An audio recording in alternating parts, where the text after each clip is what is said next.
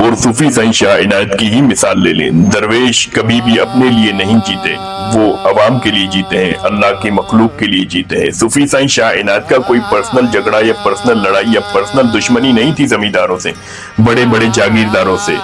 उनका यही नारा था, जो खेड़े सो खाए, यानी कि जो हल चलाता है, जो खेती करता है, जो मजदूरी करता है, उसका हक बनता है इसके बेनिफिट्स पर, यानी कि उसका हक बनता है जमीन से आने वाले अनाज, फायदे और सब्जी पर।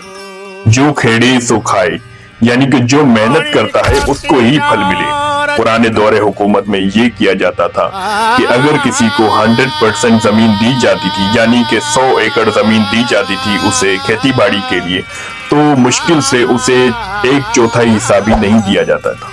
1/4 हिस्सा भी उसे उसका बेनिफिट नहीं दिया जाता था। 1/4 हिस्सा फसल भी किसान को नहीं दी जाती थी 100% जमीन देकर।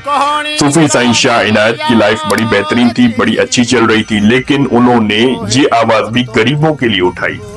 उन्होंने अपनी जिंदगी हमेशा, सिर्फ सूफी साईं शाह इनायत ने नहीं, तमाम दरवेशों ने अपनी जिंदगी अल्लाह की मखलूक और उसके हुकूक के लिए ही वक्फ की और सर कटा दिया, लेकिन अपने मुतालबे से दस्तबरदार नहीं हुए।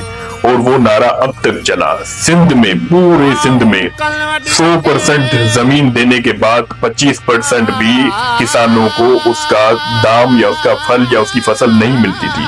सूफी साईं शाह इनायत की शहादत के बाद ही ये कानून बना, तो किसान जमीन से 50%, 100% जमीन से 50% हिस्सा ले सकता है। ये सूफी साईं शाह इनायत की शहादत के बाद ही ये कानून बना और ये तहरीक चली, जिसका अभी तक फल गरीब किसान सिंध के और सिंध के बाहर के, इंडिया के और बांग्लादेश के किसान जो भी हैं, बड़े सगीर के तमाम किसानों को फसल का हाफ मिलता है। फसल का और फसल से आने वाले फायदे का 50% मिलता है।